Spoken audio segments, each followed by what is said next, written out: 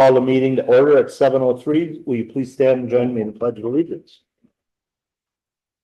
I pledge allegiance to the flag of the United States of America and to the republic for which it stands, one nation, under God, indivisible, with liberty and justice for all.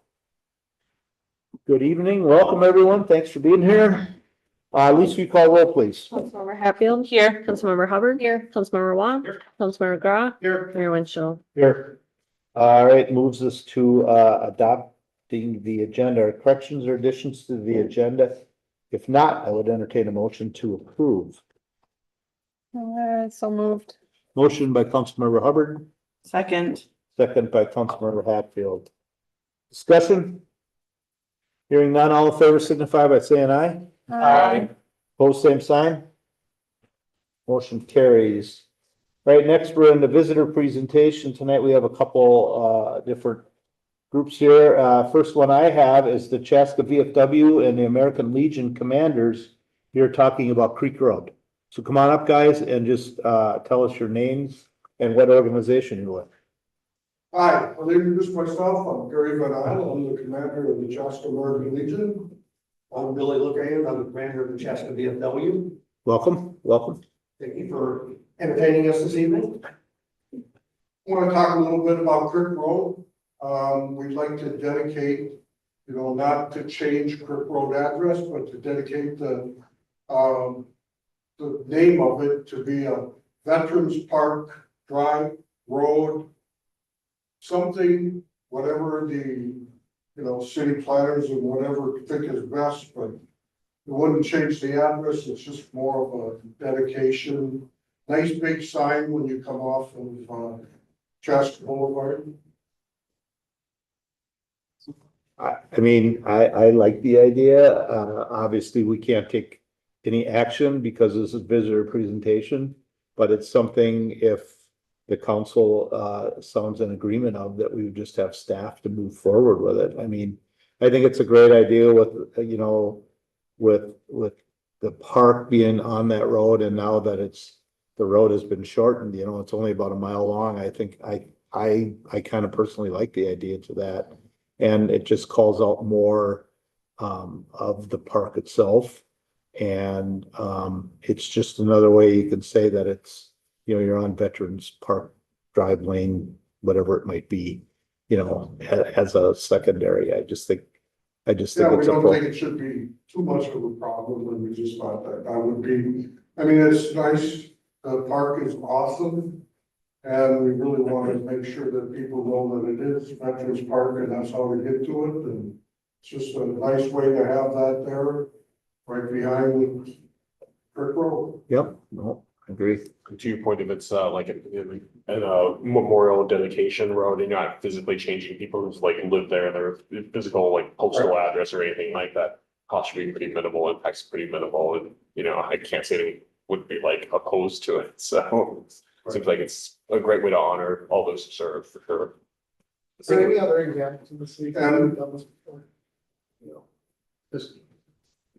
I don't know if you heard that, Gary. The question was, Have we done it anywhere else in the city? Do we have any other example of this? I think Powers Boulevard, but that's not within Chaska. Yeah. Yeah, so they did. The county's- The county did on Angler Boulevard. There was, that was done a couple of years ago, but it's not up anymore. No, but the one on Powers is dedicated to the global war on terror. Yep. So you see the signage, but Yeah. the name didn't change or anything of that nature, so. Okay. but I think the answer to that is we don't have anything in the city. Yeah. That would be the only, Understood. at this point. Who knows what will happen in the Yeah, future. you see it in other places. Yep. On Yellowstone Drive, you see it up on, whatever that is on the north side there, right past Chanhassen High School. That says that's a veterans. Yeah. Can't remember. Yeah, that was That's Powers. the global, on the global war. Yeah. That went through the county. Yep. Yeah. I've seen that. It's just something we thought that would be nice to add down there to park. Yeah, and I've seen like other places where like you have a large, a major highway, but then it's like, this is like Officer David Nelson Memorial Highway for a fallen trooper or something like that. But yet the highway still ever refers to by that name, but Mhm. things like that. So, yeah. Yeah, I think it's a great idea and thank you. It's nice to have both Legion and VFW representation. Yeah, But I think Chaska is definitely one that cares a lot about their veterans and our veteran organization. So thank you for coming. I personally, I know we can't take action, but I think it's a great idea. And we were talking to the mayor before the meeting, and, he kind of suggested that we could dedicate it on maybe Veterans Day. Yeah. November 11th. oh, that would be Be wonderful. nice time to, Yeah, we can, possibly have the ceremony up at the middle school and then turn around and steer people right down and do something right there at the same time.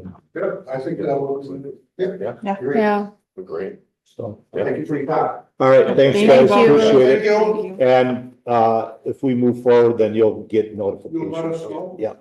Okay, appreciate it. All right, thank you, gentlemen. All right, next on here I have, the Chief of Police, Ryan Seibert, and School Resource Officer Hunter Panning, talking about the drone program update. You can't fly that drone from over there. You can't. Good evening, Mayor and council members. If you remember back, it's probably been a couple of months. Officer Panning and myself were here and we gave a presentation on a future drone program, what we hope to accomplish. So if you fast forward now to the present, we've been up and running for a number of months and we thought this would be a good opportunity for Officer Panning to give you a general update on how we've utilized the drones, the success that we've had with the program so far.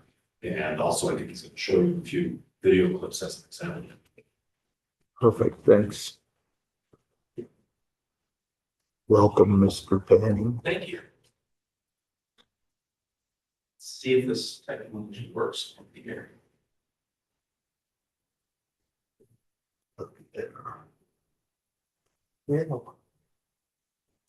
Sweet. All right, Mr. Mayor, Council, thanks for having me. Last time I was here, we were asking for some financial allocation to this program. Kind of described to you what we were asking for and then what our intentions were with the technology. I started research probably back in June of 2023. I did some research, presented the idea to the chief, and then ultimately we presented it to you in return. I was here February 5th, doing our introduction for the concept of implementing the drone program, and then we discussed our policy. And then right after that, for about a month, we had a public input period where people could email us, call us, basically giving us their opinion on our policy. We had one message, that's all we had throughout the whole month. That resident was wondering why we went with the DJI brand. And as I said in the initial meeting, simply because that technology is far superior than any other brand there is right now, at least. We took delivery of the equipment on April 3rd, which initially was our 2 outdoor drones. And our first mission was April 26th. So just a few weeks in, we were able to fly. I have some calls for service in here, some videos, some pictures of what we are using drones for, and also a news story that we were featured in a few weeks ago. So just to kind of recap here, what is a drone, unmanned aerial vehicle? Essentially, it's anything less than 55 pounds, and it's capable of flying with a remote and a controller, a human controller remote in the drone. It can't be occupied by people, and it must have all 3 systems in place to operate. What do our drones look like? So this is our outdoor one. It's called the DJI M30T. It has the same exact speaker you see here, along with the spotlight. And then the camera functions are thermal, a wide lens, and then a zoom lens, which is incredible. The zoom function is probably what has been most useful for us so far. And then a few months into the program, we purchased 2 indoor drones. While this can be flown outdoors, The one on the right is far superior for outdoor. So we use the small Avata for indoor flight. And that one actually can be flown by any member that's been trained just by us, because the Federal Aviation Administration does not regulate airspace inside. There are no requirements other than what we impose on our officers to fly it. So that has a much broader range of possibility indoors, because anyone can fly it. We don't have to call someone in if there's not someone working or what have you. Both very incredible pieces of technology for their unique purposes. So if you recall, Minnesota state statute breaks up our ability to use the drone into 9 different exceptions. So the statute's written like you have to have a warrant unless you can meet one of these 9 exceptions. We have not written a warrant yet, because we've been able to meet one of these 9 exceptions each time we've flown. So I kind of broke it down here. The first one, which I kind of told you guys in February would be probably one of the most used, and that stands true today, which is the during or in the aftermath of an emergency situation. Now, there's really no case law or guidance from the court yet that says what this means, because the technology is so new. So we just use our best judgment in deciding what an emergency situation is that could involve the risk of death or bodily harm. Number 2 is over a public event where there's a heightened risk to the safety of participants. An example of that would be the golf tournament or River City Days, things like that. Counter the risk of terrorist attack. We haven't had any flights for that, thankfully. And then, ironically, this was kind of a very unique year to implement this for number 4, which is to prevent the loss of life or property in a natural or man-made disaster and to facilitate planning, rescue, and recovery. So we actually did a lot of flights over the river and downtown during the flooding, primarily for our planning purposes for the future. We kind of determined that these pictures probably could benefit the city in the future. So we're going to keep them, and if we need them again for planning or recovery or what have you in the future, we'll use them. Number 5, threat assessments. We did this primarily at the golf course for the U.S. Amateur. Essentially just flying in the morning prior to any arrival of players or anything, just checking the perimeter and things like that. Number 6, public area, if there is a reasonable suspicion of criminal activity. Crash reconstruction, we haven't done any of that. Number 8, training or public relations. Of course, that's going to be our most common one. We've had 21 flights for that, so 14 training, 7 public relation flights. And we have members of our team right now at the Great Open House, so that would be 8. And then we have not received any requests unrelated to law enforcement from another government entity. However, I've talked to water, electric, and they have some ideas, just haven't needed us yet. So happy to go out and do that if they request that. Do these include, sorry, No, you're go. do those include the indoor drone flights, or is that just the outdoor one? Because that's the more regulated Yes. one. Okay, so these are just the outdoor ones. Okay. And is this just Chaska PD? I know when we were implementing this, I know that the Carver County Sheriff does not have one. We were gonna be kind of allowing use or partnering or, This is just our day. okay, They are at the very beginning stages of implementing their program. I Sure. don't know if they have the equipment yet, however, they have been to their county board and done the same thing we have. So this is simply our raw data from that April 26th first flight. Are we tracking usage of the indoor drone? We haven't had any missions, we call it, where like a legitimate law enforcement need other than training. But we will be tracking those, and those stats will also be reported to the BCA by January 15th every year. So this is just a kind of a screenshot. I know it's probably not the easiest to read up there, but these are all of our exception 1 flights. The second column from the left is the description of the call, kind of some notes about it, and then who was flying and who was being co-pilot or visual observer. I'll go through our kind of most interesting cases here, but this is just a list of everything. So the indoor one, would that be most useful in like, let's say, a burglary or something where it's happening in a house? And it would be more safe to send that drone in to figure out what's happening in there than sending an officer in? That's Okay, so, okay, this, the indoor drone is really gonna be for the first phase of a situation where there's still a danger to someone. We are not gonna send people in yet. We can fly it with a warrant if you want, if you wanna write that out, but I don't see that happening too often compared to the first, half hour of a situation where we really see what's going on inside. okay. So from a terminology perspective, just make sure we're understanding things. So you refer to a mission. A mission can consist of multiple flights. Or is one flight per mission? Yeah, good question. A mission, I just use the word mission to differentiate a training flight. Okay. So a mission is a legitimate law enforcement or public safety need where we're out using our drone for legitimate purposes. The other times we fly, I just call it a training flight or a flight. So, So if a mission lasts 3 hours, yes, one mission would be that mission, but you have a bunch of different flights. Does that make sense? yeah, so you might have to switch battery. Yep, exactly. Again, first flight was April 26th at 1 o'clock. We had a burglary at the Old Oak Ridge Conference Center. And here is images of that. So it was 1 o'clock in the afternoon. If I remember correctly, it was an overcast day, but broad daylight. So this I was flying this one here.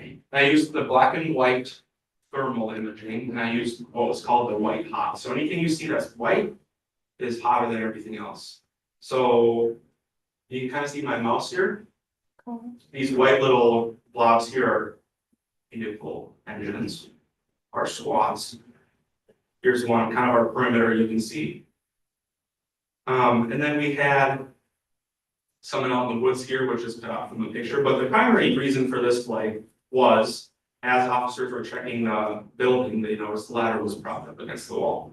So instead of climbing up that ladder and hooking our way through this whole building here on top, we just launched the drone.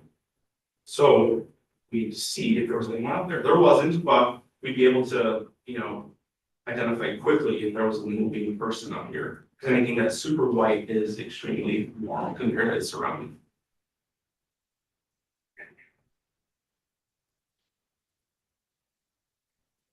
This one's really interesting. Our investigations did a search warrant down in southern Minnesota for a burglary case. And because of the detectives' work, they gathered intelligence basically that said it's the safest way to apprehend the suspect while he's on his way to work.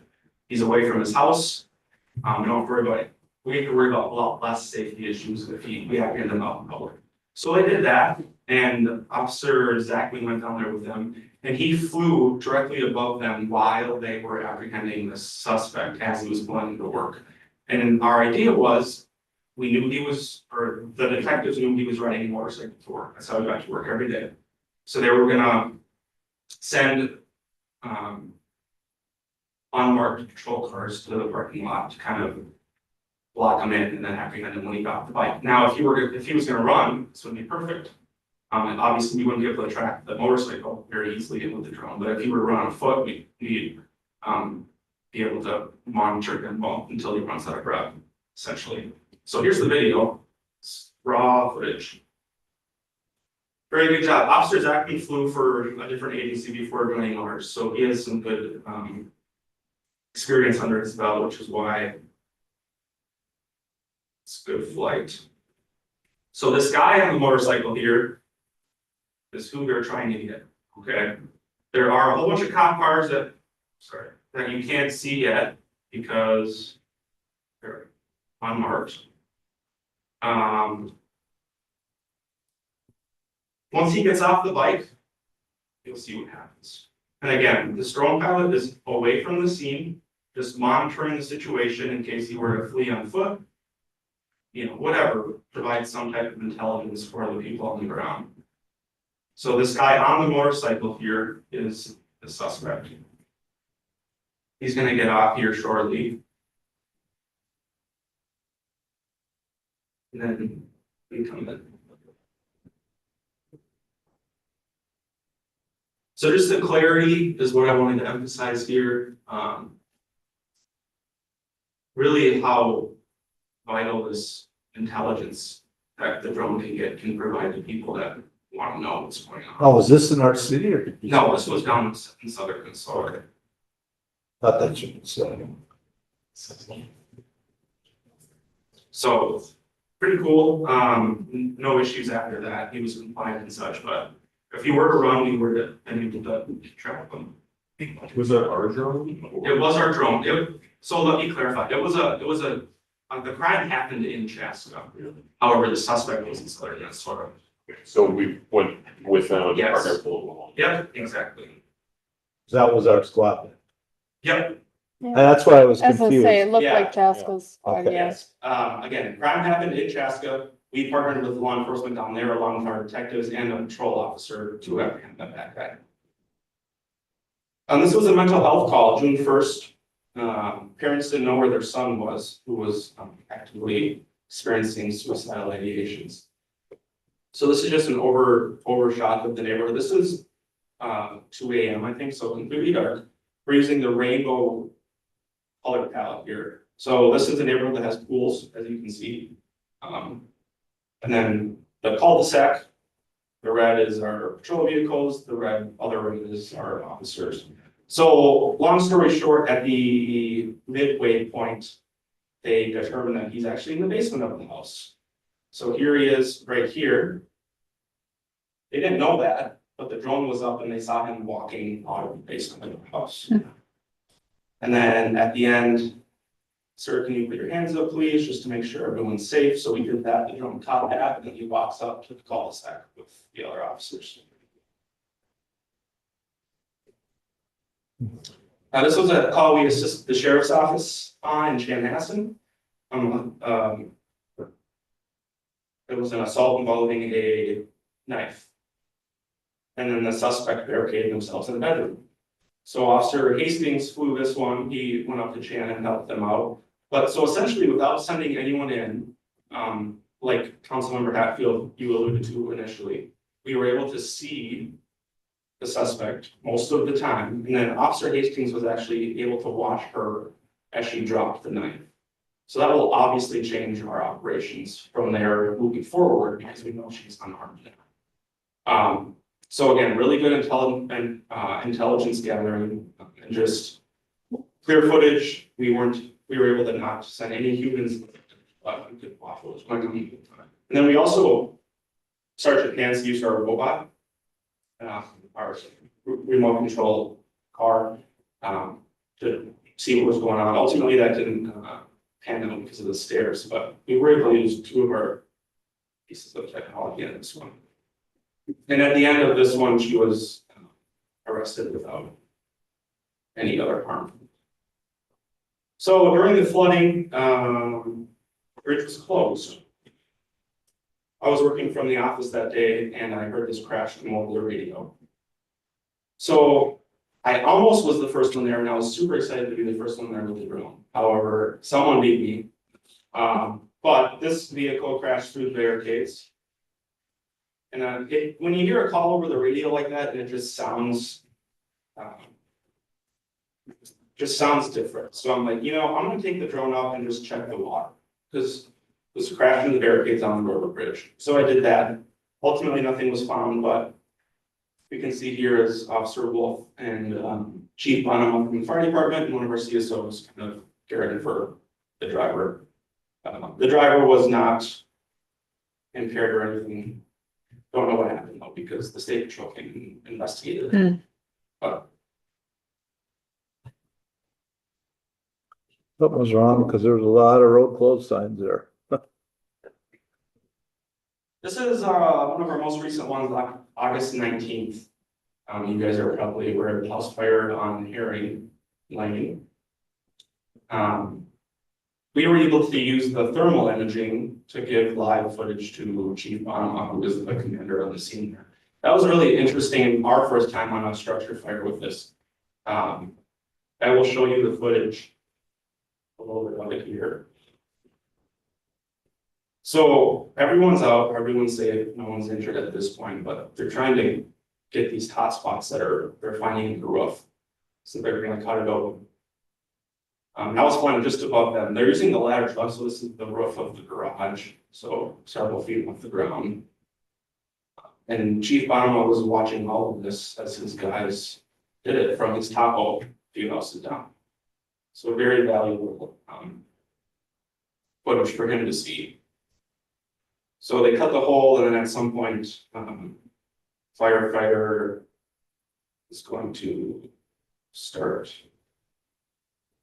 spraying it down. Is it moving? I guess. It's frozen over here. It is. Yeah. Oh, I thought maybe it was Yeah. frozen on his side too. Well,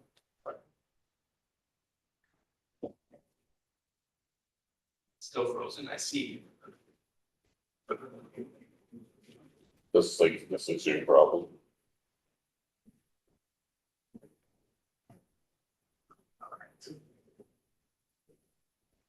So, look at that, now that bucket's elevated, and look at that, whoever that chief is there with the white hat there, Mhm. they look like they're at the same level. I mean, look Yeah. how clear that picture is. One of the hard things about learning how to fly initially is that deception of space, trying to figure out. I kept looking at that, I go, it can't be, but. I thought they yeah. were on the roof, to be honest, till you just said that. No, the chief's not, chief's on the ground. Yeah, the chief's on the ground. I don't know why that's frozen. It's the Unfortunately. wide angle lens. Huh? It's the wide angle lens distortion, I'm sure. Chief is on the driveway? Yeah, Oh. it's because the depth of Yeah, field. that's why. Yeah. Is Wild. Yeah. Yeah. Well.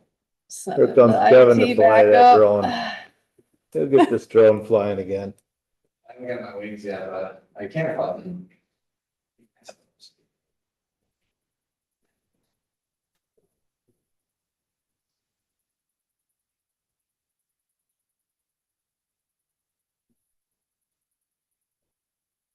so I don't know if freeze on his. But it looks like it just shut down, so. Yeah, so that's just a standard height garage with probably, 12 feet at that peak, maybe, if that. Yeah, I kept looking at that picture and I go, there's something, doesn't look right here, but that chief is standing on the ground, whoever it is. Cause it doesn't look like, you can't see the line where it ends. So it's gone. Yeah.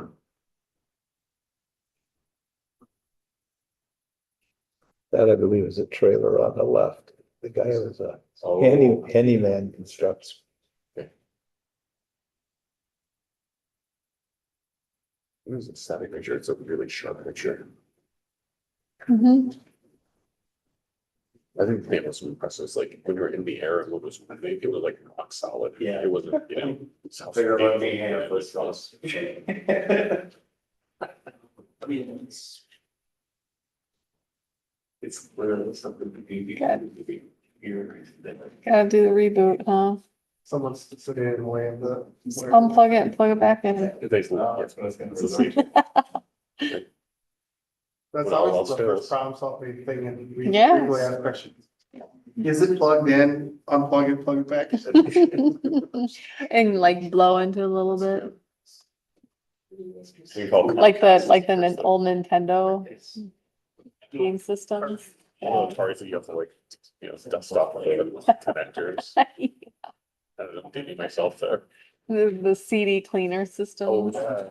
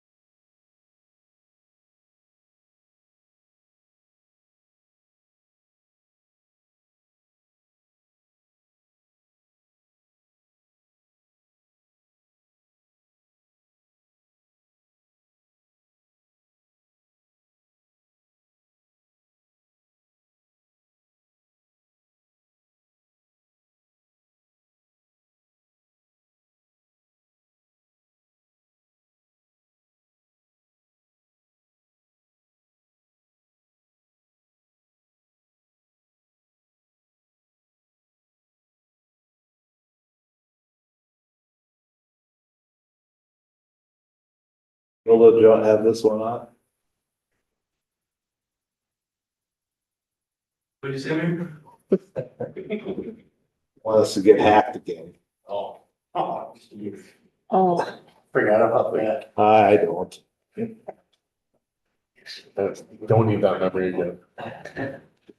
That was the worst because I laugh when I'm uncomfortable. So it's just not a time to laugh. that was so shocking. that I was so don't think any shocking. of us laughed No. right away. No, not right away. No, it was so shocking, but it was like a minute later and I was like, this is so uncomfortable. It was very uncomfortable. I think we're almost right here. So that was the video, me right above them on the level truck. And then the next one, we're not gonna try to play it. Be able to.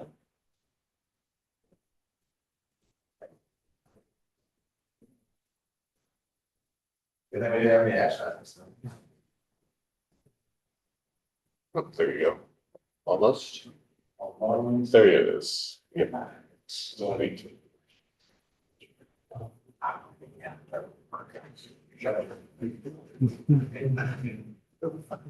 So like, your video, I guess. No, multi-spot and play. Oh, you're right. That was pretty much done, yeah. Alright. So then, this is the thermal, so I switched it to red hot.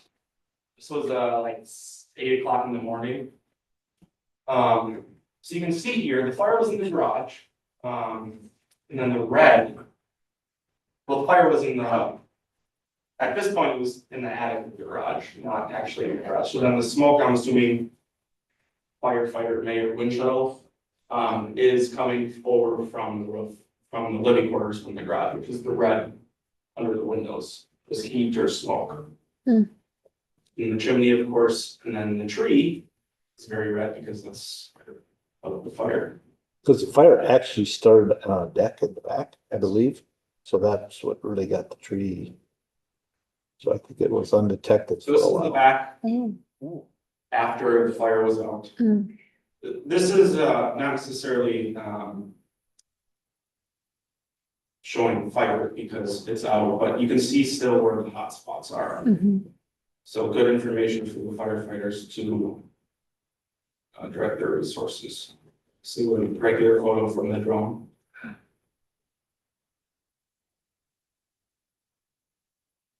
Comparison here, thermal versus regular, same frame.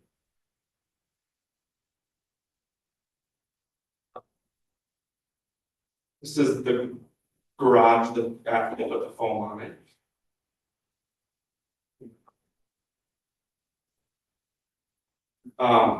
So then we shared this on our social media, and then Case TP wanted to do a story about it, so they did. And I'll share that.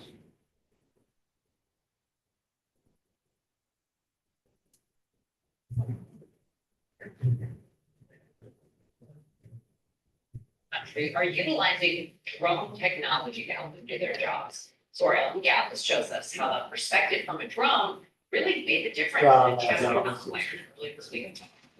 They will. Yeah. I don't think it was short. It's been my, and Getting your steps in tonight. Presentation of the sound. yeah, So you just- I always feel like PowerPoint struggles with, What? I said, I always feel like PowerPoint struggles with outside media. Did you Like, guys see that news story? Yeah. Oh, yes, yeah. I did not. yeah, they just don't, when you embed it into the PowerPoint presentation, it's, Trust Kevin, Yeah. he's never been wrong. it just doesn't. Actually. Video is. Like. Oh, right. Kevin doesn't like it when you're too nice, so it's gonna be a little mean to be helpful. Yeah, no, it gets But I'm aware. jumbled. Share again after it. Yeah. Full screen and everything. I know. Hold on, we're gonna restart. Distance. Oh, yeah, after. For police. Oh, you just wanted to show your face on that. Technology to help them do their jobs. So our yeah, this shows us how the perspective from a drone really made the difference in a Chaska house fire earlier this week. More complex engineers are relying on eyes in the sky like this to hold on the job. It truly is a game changer for law enforcement. This is one of 4 drones used by the Chaska Police Department. This summer, it's been deployed in everything from missing person cases to river rescues to training. And on the morning, it was used here to help combat this house fire off Erie Lane. Officer Hunter Penny was operating the controls. The drones can fly up to 400 feet above the scene. In this case, you can see it hovering above as firefighters saw an opening in the roof. Thankfully, the residents made it out safely with no injuries. In the meantime, the infrared capabilities on the drone revealed where the hotspots were in real time. It showed the fire commander where there was still heat emanating from the house, so we could tell them where to direct their firefighting efforts. Drones like this cost about $15,000 and are equipped with tools like spotlights and a one-way speaker for communication. Officer Hanning says more and more law enforcement departments across the country are starting to rely on this technology, and they're continually finding new ways to use it. It provides us time and distance in any type of situation to slowly think about being methodical about how we're gonna handle something. The Chaska Police Department just launched its drone program in April. Since then, it's already been used more than 50 times. In Chaska, Ellen Gallus, 5 Eyewitness News. More police and fire departments are problem. There you go. Cool, Very cool. Great job. good job, just. Just a few more and then I'll be done. I think I told the chief it was gonna be 10 minutes. Well, you can participate. So it's just text from that. Your mouse not working. That was 25 of those minutes. Some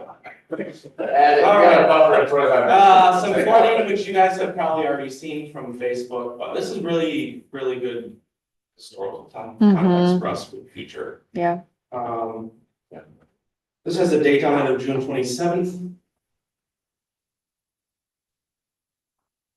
I think too, with the flooding, a lot of people see the bridge and they Yes. think the bridge is fine, but they don't see beyond the bridge and see how much it's going over. So it was very helpful to have those. This one is really Photos. telling, I think, just how much the river takes over and how much the ground protects us. Mhm. And then this one, they put the high water sign around the other side, so I don't know how we're supposed to see when there's a flood before drones, but thankfully, we flew. It's, Get it's in your there for the motorboat. people in the baseball. Yes. It's not So this is very not for you shocking. cops to figure out whether it was flooded. This or is not. June Somebody's 26th, free defensive down there. Someone made that right. decision. and this is the day after.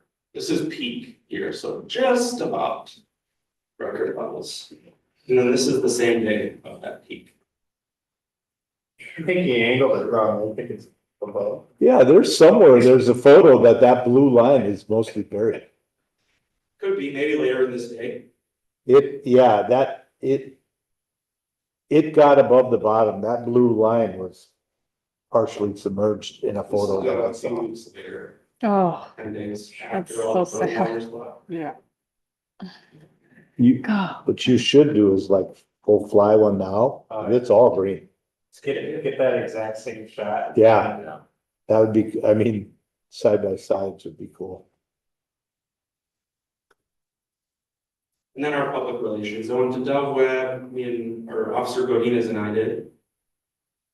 Some schools. The kids think this is the coolest thing ever, so do I. I'm gonna pick a quick one, please. So, moving forward, I guess, of course, maintain our fleet and then acquire new equipment, which I see as batteries. Those only last a few years, but, What's the life expectancy of that drone? depends how long we can keep it from crashing. It really Yeah. depends on that if nobody crashes it.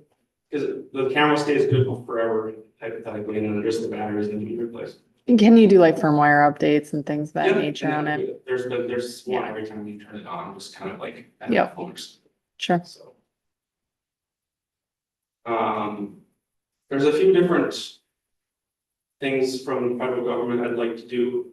One of them is implementing a certificate of authorization, basically giving us the ability to train and certify our own pilots so that they don't have to go out and get their Part 107 license. This is only for public aircraft operators, so only government officials can do this. And we have received approval for that. We just need to implement the training program now for our staff.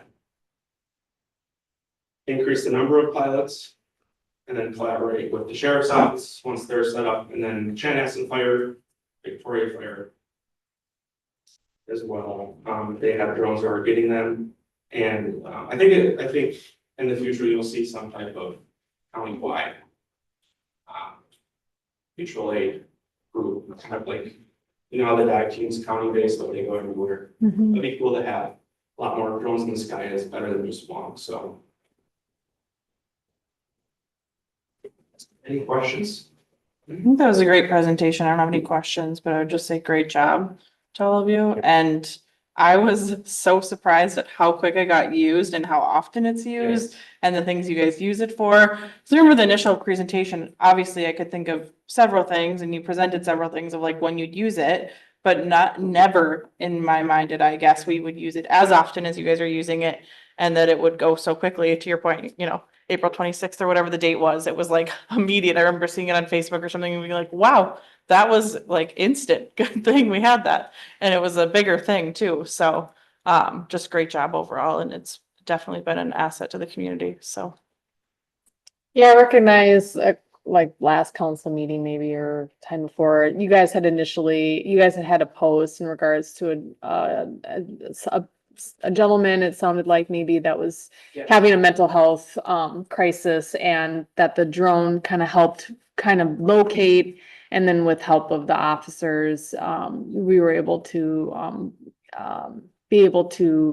bring that person to the hospital. So it was a very successful result. And I just think that is such a huge tool for something like that, you know, to be utilized, that it can be helpful for the safety of you as officers, and then also the person that's undergoing a crisis like that. And so seeing that in action, it just was, you know, recognition that I was grateful that you came forward with this, and that, you know, it's already in use, just like Councilmember Hatfield had acknowledged as well. So great job. That is a very good example. It was not in this presentation. The footage wasn't the clearest. So as far as presentation goes, it wouldn't have been very good. But yes, that's probably one of our most recent successful uses as well. Yeah. Well, it was a really good job. Great work on the, you know, and all of the work that you've done to put together the program to get this, like, no pun intended, off the ground. And so, you know, well, maybe. But it's a great job on getting all this put together and to, you know, get this moving, because there's a lot of effort involved. But it's not just like, hey, I'll unpack the drone, you know, do some stuff online, get a license, and we go, right? There's a lot of procedure and practice and things involved to make this happen. So, you know, thank you for, you know, doing that. And thank you to your colleagues for also, you know, undertaking the effort to, you know, get the certifications, get the licensing to, you know, be able to do this. This is such a great value in what you're doing. You know, it's something that brings, like, you know, great visibility. It empowers the, you know, what you're able to do, and also increase your safety level too. And for those of your colleagues in fire as well. So, you know, it's a great tool, great to have this in arsenal. You know, I was having a conversation with the chief, that, you know, a while back I had the opportunity to meet with an official in another part of the country, and we were talking about how they're piloting, drones as first responders. So in some cases, like, hey, there's domestic or something like that. So before you get a squad out there, you have a drone in the air and out there, just, you know, as the crow flies, right? Maybe they'll just, you know, see and assess the situation. So by the time the first officers arrive, they already have a sense of, like, how many people are outside, what's going on, and, you know, be able to get a visual there. So you have a sense of, like, what to expect before you even arrive, right? And so, you know, I'm really excited to, you know, that, you know, we have this first step, knowing that there's the opportunities for things like that in the future. I know that there's a lot of work to be able to get to those points, for sure. But what you've done is amazing. Great work on that piece of KSP. So great to see them getting some great publicity out of it. So fantastic work. Great, thank you. I couldn't do it without the other pilots, because they're the ones that are still working the patrol shifts while I'm in school. So they do a lot of the flights. But yes, thank you all for, first of all, listening to me back in February, giving me the benefit of the doubt and saying, yeah, go buy them. Here we go. So, thank you. Before you go, how's the response been with the rest of the department? I know we've got a number of other pilots. Are they all really like and seeing the benefits of this program so far? There's, yeah, I haven't heard of any negative feedback. We actually have a list of people that want to become pilots and help us out, so. That's awesome. Yeah. That's awesome. Well, thanks, Hunter, for taking this initiative. I know this has been a passion of yours with the drones for a long time, but to bring it forward and bring it into the PD it just takes a lot of effort and it takes a lot of work and a lot of research on your own part. So thanks, and thanks to the chief for seeing the benefits of it. And here we are today looking at the benefits of it. So it's pretty awesome. Thank you. Thank you. Thank you. All right. Is there anyone else that wants to speak on the visitor presentation that's not on the agenda? All right, seeing none, we'll move on to approval of the previous meeting minutes, and that's from 8/19/2024. If there are no corrections or additions, I would entertain a motion to approve. Motion to approve. Motion by Councilmember McGrath, Second. second by Councilmember Wong. Again, this is approving the previous meeting minutes from 8/19/24. Discussion? Hearing none, all in favor signify by saying aye. Aye. Post same sign. Motion carries. Move this into consent.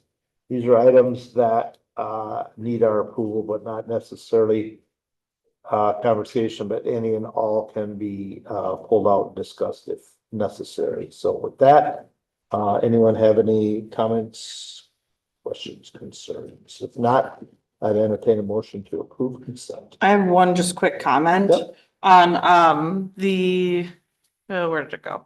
Approve Metropolitan Livable Communities Act grant agreement for City Square West. Yeah. City Square West is something I at least personally get asked out about a lot, like, is that still happening? What's going on with that? And with any project, sometimes it's a lot of small steps towards the very visible part of a project. And so it's great to continue to see some of the small steps happen. So I just wanted to call that out as just another small part of getting towards the actual, fruition of City Square West happening. So that was great to see in there, and that was just a comment. No other questions or anything? And off of that, is it just one time we can ask for? What happens if for some reason we can never get financed? Do we have to turn it back then? We would turn it back, and if we did have a project come back up, we could reapply for it, money. Chances are, what ends up happening is if you get funded for a project, and if that happened, and then it came back up again, they're probably gonna fund it. Because we've used the Livable Communities program lots of times. Probably more than a lot of communities, so we've had a good track record with it. All right. Anything else? Motion to approve consent. Motion to approve consent. Second. We have a motion by Councilmember Hatfield, second by Councilmember Wong, approving consent. Discussion. Hearing none, all in favor signify by saying aye. Aye. Approve say. What am I trying to say? I'm fine. Same time. Yeah. Hearing none, motion carries. Wow, It's a Monday. it's a Monday. All right, we had no action items tonight, so we're gonna drop right into bills. I have Questions? questions. I have a few questions. All right, first on, I guess I'll just make a quick comment. It looks like now that they were able to make the descriptions a little bit longer now, if I'm not mistaken. Seems like maybe a speed of few characters. Maybe. Which is. I was like, Might just be good fortune. Yeah, I was Yeah. gonna say, I don't know, but Because it seems like we've been struggling with that, like limiting character space in that description, so. But for what it's worth, like, another word in there, Yeah. yeah, I'll take what I can get. yeah. But if they did, thank you very much to whoever did that. Let's see, on page 5, there's a question there's a Braun Intertech Corporation one for Savannah Way Phase 2, but doesn't specify what it is. Yeah, so Savannah Way Phase 2 is the connection of Savannah Way from where it ends up to Creek Road. And that's happening this summer. If you go down there right now, they're actually building it. So Braun Intertech basically does a lot of the soils work along the environmental work, it's along the corridor to get that completed. It'll be completed definitely by the end of November. Okay. But it'll be open and operating this. Yeah. Great. Okay. That's fantastic. So, because I know that's become a long time coming. Yeah, and I mean, the significance of it is that now we've never had a collector road on the west side of town. Yeah. And so now you'll be able to go from like, say, Clover Ridge into downtown without having to go all the way over to 41. Which is That's really huge. Yeah. Yeah. It'll be huge. Yeah. That Public Works building knows where to go. Oh, yeah. Yeah. That'll So be huge. does that include the collector road? So that collector road will go up to Creek Road and then it connects, you go under 40, or you go under 212. Yep. But then the road then you have to go all the way back north anywhere because the road doesn't connect through yet, No. or does it? Or And that's what this is. Okay, that's the connection that, Yeah. okay, I'm just No. thinking the other one for Savannah, okay. Yeah. Yeah, so that'll be great, so you can finally go across all the way over and then by the 212, medical offices by there. No. No, No, you'll come down, say you cross it, Clover Ridge Drive. Yep. Continue to go straight south down the Creek Road. There's a roundabout that you go on Creek Road. Yep. And then you'll go down to Savannah Way, and then Savannah Way takes you down to Right. John's house. yeah, that's what I was, okay, I think we're saying the same thing from a different angle, so yeah. Stop and say hi. All the times you wanna go to Clover Ridge, right? But basically, it's gonna get you down to County Road 44, so you'll enter into downtown, where the bus barn is. Yes. Okay, very cool. Great news.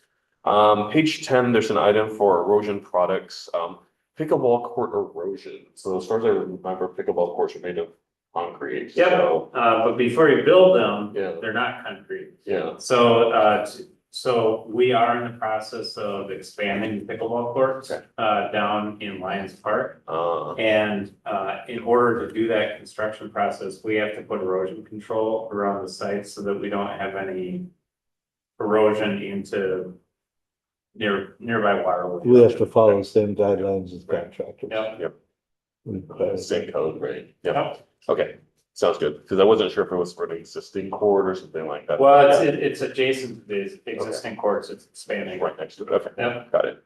And then the last one is on pages 14 to 15, so on the bottom of 14, top of 15 is coder equipment. There's something for crosstown PRV. What is that? So PRV is a pressure reduction valve. And so one of the things, it's generally a good thing when water goes from a high place to a low place. But some places it can be too steep. And what happens is if you don't put a pressure reduction valve in, and let the water go down at its own velocity, the water pressure at the houses down at the bottom, so down in Lower Town here, would be, what's the movie where the guy's sitting on the toilet and he gets shot up in the sky? Yeah. It'd be like that. So Crosstown was the, Such a visual. so we had to, when we took down the water tower, or water tank, up by in the Delwell, Ablewood neighborhood, we had to put a pressure reduction valve in up there. And then this was the second one that we had to put in to make sure that the pressure gets reduced as it goes down the hill. Gotcha. Okay, cool. That is all I have. So they just put in giant there was a big catch basin. There's like a big manhole. Yeah. And the weight of the manhole cover for this, I think he said it was like 24,000 pounds. I mean, it's unbelievable. They actually have to hire a piece of equipment or rent a piece of equipment to bring it in to actually put the manhole cover on top of it. So it's a big, I mean, it's a big piece of equipment. Wow. Not small. Yeah, I mean, I saw it sitting on crosstown. I thought, what the? I mean, So that's why it's almost $12,000. It was big. Yeah. I thought that too. That was like a Okay. giant. It's not like you can get by without one of them. No. Didn't seem So you're smart good? though. Yep. Anyone else on bills? All right, motion to pay the bills. Motion by Councilmember Wong, Second, second by Councilmember Hubbard to pay the bills. Discussion? Hearing none, Luis? Councilmember Hatfield? Yes. Councilmember Hubbard? yes. Councilmember Wong? Aye. Councilmember Grau? Yes. Mayor Winchell? Yes. All right, we'll go to other business. We'll start with, Councilmember Hatfield. All right, a few things coming up. Wednesday, September 18th, Coffee with a Cop at Dunkin'. Those ones are always really fun because you get donuts. I think the cops like that too. The Loop, has their fall golf rates, so you still have time to get some golf in and go out to the Loop. It's a great Except if time. you go there today. Except don't go to that. Yeah, They're they're irritating. fun too. Yeah. Yeah, it was closed. You Oh. tried golfing there. But Oops. now it'll be fall golf rates, so definitely a good opportunity to go golf there if you haven't. The Latin Music Fest is coming up on Friday from 5 to 9:30, which is always fun, always fantastic food. Will there Great be- music, Will there be fireworks? Yes. Okay. fireworks. Which is a good comment to make, everyone know here, there's gonna be There's fireworks. gonna be fireworks, So when yeah. you hear those noises. Yep. Actually, the nice thing about this one is. They're Fireworks are earlier. earlier. They're earlier. Yeah. So it's much more. For the children. You're not sleeping yet, yeah. Yep, if they're at 9 PM this time, right? Oh, I think they'll be before that. Probably I think they're- eight. I think they're before that. Yeah, I had It's it either up. 8:45 or It's 9. 8 o'clock right now and it's dark. Yeah, but. Yeah, they're currently planned for 9.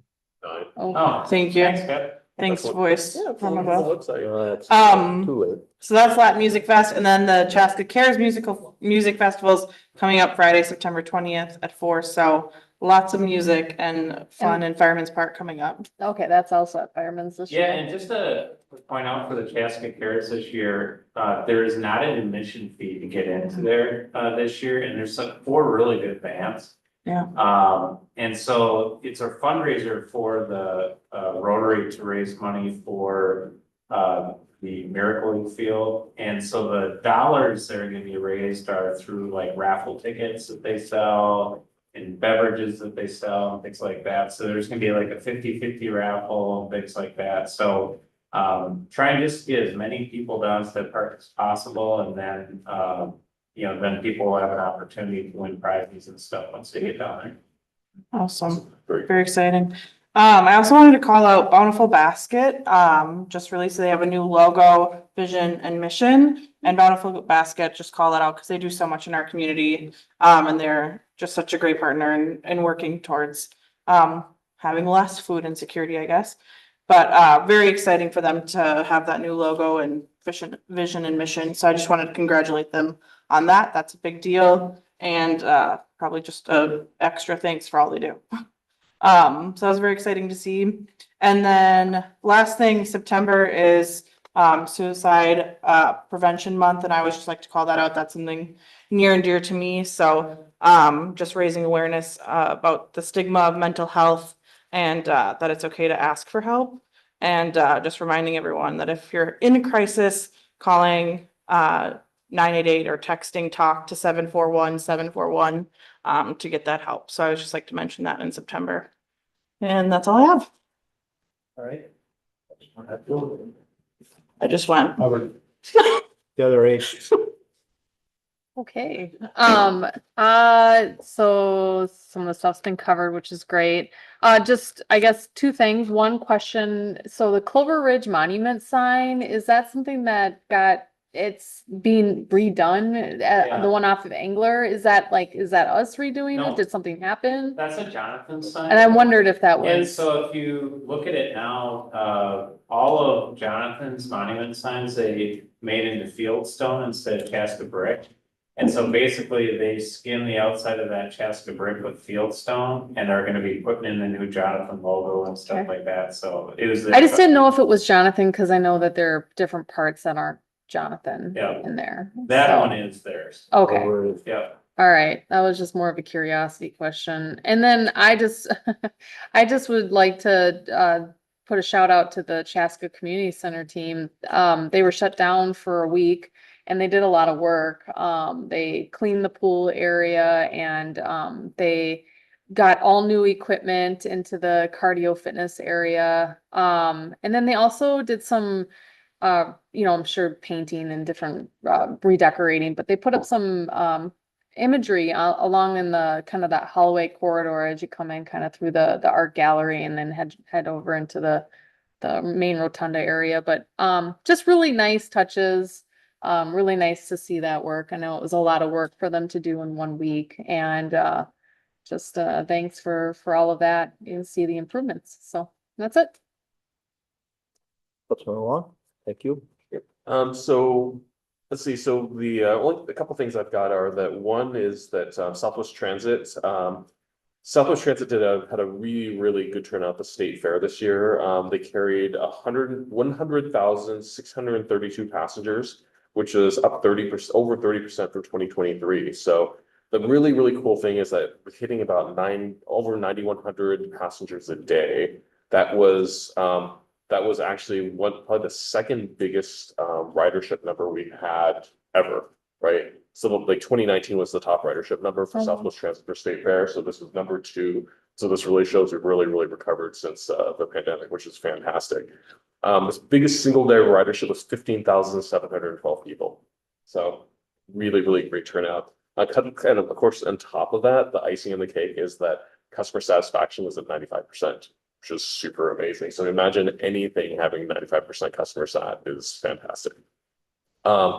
And then they said that and one thing we're tracking, which is a new thing we're trying to track, which is like, what's the percentage of people at the state fair who actually take Southwest Transit? That's 2.88%. So almost 3% of the total state fair attendees take Southwest Transit. And that's literally up from 2019, which was 2.72% of all state fair attendees. So it's a really strong number. And in addition to that, we're also getting back to the numbers for Renaissance Festival. Now that said, it's not over yet because there's still 7 days left to go. But of the 8 days of ridership that have been taking place so far, they carried 13,307 people. So, and the peak day was September 7th with 2,859 passengers. So we're estimating the total is going to be probably close to 25,000 riders. So one of the great things about this is that, the event service is actually probably one of the strongest services for us. And it's also a great opportunity to use those big buses because as the ridership has really shifted over to primarily or in a large way to microtransit, which is the smaller vehicles doing point-to-point movements. This is a great way to get a lot of utilization of the big buses to really, move a large number of passengers and also to ease parking congestion at a lot of those large events. Yeah, I was down at Tommy's Mall Shop on Saturday and I saw the buses running, because it was that time of day when it starts to be over there, but not quite. But you could tell the impact of the transit buses on the traffic flow. Normally it would have gotten a lot more backed up, especially with our highway improvements, just kind of lane reduction down and stuff. But it flowed so well through downtown. It's like a nice sentiment to like what we did and how it worked, and then also just the use of the buses because you could tell that traffic was all coming kind of from the Renaissance Festival, kind of up through Chaska. So, and the great news is, you think back to was it like 3 years ago? There was like lines going down 169 trying to get in the Renaissance Festival, right? Like nobody could get it, and you were sitting out there for hours. Yeah, So the state gave them an ultimatum if they didn't start doing something exactly. about providing transit, they were gonna shut it down, so. And then so last year MVTA provided primary transit coming from the south. So now with Southwest Transit and MVTA, made a huge impact. So a lot of riders are coming on the bus, arriving there, just hop on the bus and go. yeah, it's So great. it's great service. Only question I have is just want to hear from the community every now and then is Cooper. Just any new news on what's going on that location? Yep, we just touched base with the owners of the property or the representative owners of the property last week, and they said that the grocery store that they're working with is still working to try to get financing to go in there. If they do get financing, they said they will be going in and doing some pretty major renovations to it. But it's still waiting to see if they're able to get that or not. Is it something they're looking to finance to purchase the building or just the lease? Purchase, okay, so this would be like the traditional, market model. Yeah, the Klein family, who is the current owners of the property, are not wanting to retain ownership of it. They're wanting to divest it. And so, yeah, I don't think they even consider a lease. I think if they can't sell it to this group, I think they try to find another use for it. And for those in the audience too, the Klein family only owns the building and the parking lot where Cooper's is, not the rest of the the other building, which is actually technically another building that actually has all the other tenants, like, the Dollar store. Dollar store and all the other tenants, that are further down. Yeah, That's a Bruce different- Lundgren owns that, and then the Klein family owns where the Cooper's building. Okay, cool, thank you. Yep. That's all I got. Thank you. I'll stay in that area, I do it. I think it's a very visible, I know it's in your notes here on the agenda, but just kind of a little bit of a vocal KFC, an update. That people have noticeably seen things happening in that space. Yeah, well, the things that have been happening, sort of prompted us to get, involved with it, because there hadn't been any permits or anything pulled for the property. So we did have our community development staff was able to meet with the new owner of the building, last week. He has given them permission to have our building official, go in, which sometimes that can be a little bit of an issue to be able to do that. But he's given the ability to go in. I think he recognizes that the building is in pretty bad shape. And that it may be more cost effective to take it down and rebuild something than to renovate it. But that's sort of the analysis that he's going through right now. I don't think he has any like definite plans for what he's going to do with the building. But he does own other buildings in other communities. So I think, to me, the important thing at this point is that we have our community development department involved with the owner and in communication, and having him agree that having our building official go through is a good thing. Okay. So can I, before we leave that, is there an issue with the trucks that are parking there? Is Yes. that violating? Yep. So that is And a violation? they've received a citation or notice that those trucks need to be removed. There was a new one today. Good to know. Because It there was was, either yesterday or today, but it's a big long one with the trailer on it. I don't know, I drove through there the other day, but there was a truck sitting there and there was a generator there supplying it power for something. Yeah, no, And that's, So now you got a generator running and there's residential above chasers. yeah, the zoning for that site does not allow for the outdoor storage, and so we have provided notice to them. We'll go check again, but All right. that's, That was over a week ago that I saw that, so that could be. I think Remedy. that's probably about the time that we sent out the note, wasn't it? They would have just received the note or this, yeah. Good to know. Sorry, John. Oh, that's fine. The only other thing I had was just, since our last meeting, I was gonna mention the last meeting, that kind of stuck up on me. Just back to school, so thank a teacher, thank a support staff. Thank a child for coming back. More importantly too, just traffic, right? Understand traffic patterns change, slow down in intersections, just a good reminder. For all of us, as those, like I said, those patterns change and schedules change. To pay attention in the morning. I also will take a shout out to like have your sunglasses handy, because this is also late in the year where you start getting the sun in the eyes and the low horizon. So just be safe. It's just that traffic patterns when school's in and out vary greatly. And don't want obviously any tragedy in our community. So I'll just say that. And again, thanks to everyone who touches a life in school. Those are sometimes very difficult jobs and very rewarding jobs all in the same. So thank you to all of them.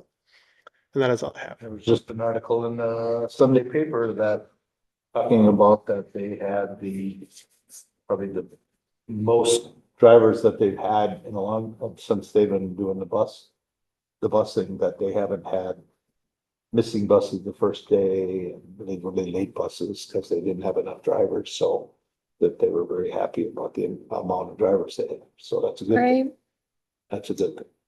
So. All right, police and anything? No. First time. Yeah, nothing? No. Oh. Just a couple things. Fire department had their open house tonight. I know we didn't get a chance to be there very long. People were starting to trickle in there. I'm sure there was people who missed it because figuring with the construction going on, that it wasn't gonna happen. So hopefully they had a great night. Yeah, we've kind of hinted about a little bit, the public works facility now, how or where are we kind of at on that? Yep, so as you'll remember, several months ago, we got sort of the updated estimates from Excel of moving the 230 kV line to be able to reutilize or utilize the north half of our existing municipal service building site. Significantly higher costs than when we initially got the quotes back before, which got us looking at what different options exist out there. As we've talked about, we had a work session, I don't know, a couple months ago now, where we basically did an analysis of different sites that exist in town and came to a preferred location for a site that exists basically right off the Creek Road at the south end of the Chaska Creek. Chaska Creek Way. Right, yeah, at the end of Chaska Creek Way, a site that we think would really serve us well from a locational perspective.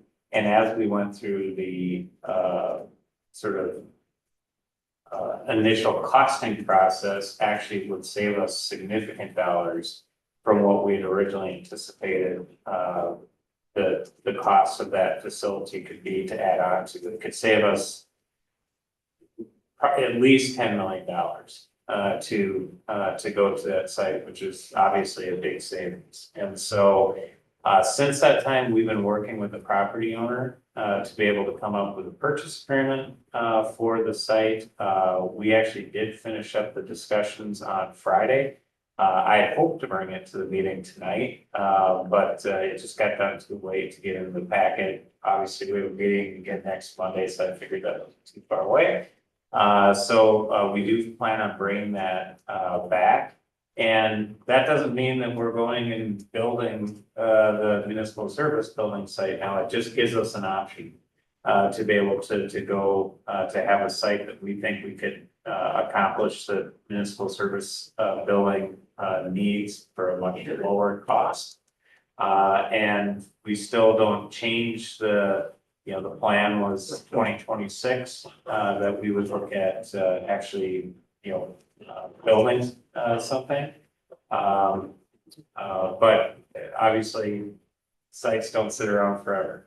And so we need to do something to preserve it. And if for some reason in the future we didn't use it, we could always resell it for an industrial site. So sort of a low risk venture to do that. So we do plan on bringing that back to the meeting next Monday night with the purchase agreement. We wouldn't actually close on it until next year. Well, I just think that's great that even though we went and got estimates on what we're doing with the current buildings that we had, but to see that, there are, to make us look at other options because of cost, I think was a great thing. And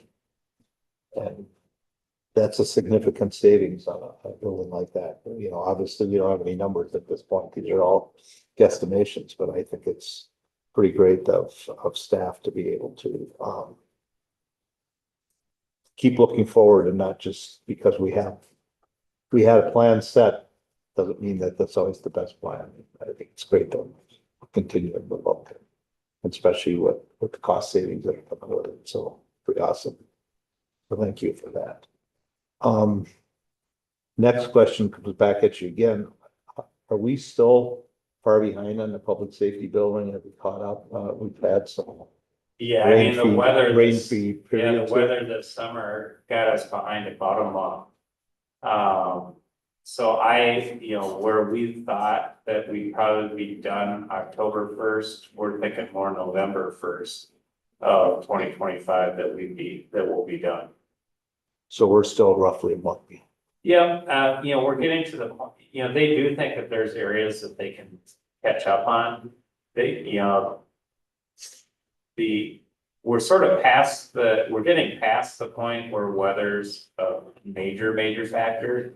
When you're dealing with soils work, that's when it's a major factor. But so I don't see us losing any more time in the schedule because of weather. But I do think there's things we can gain.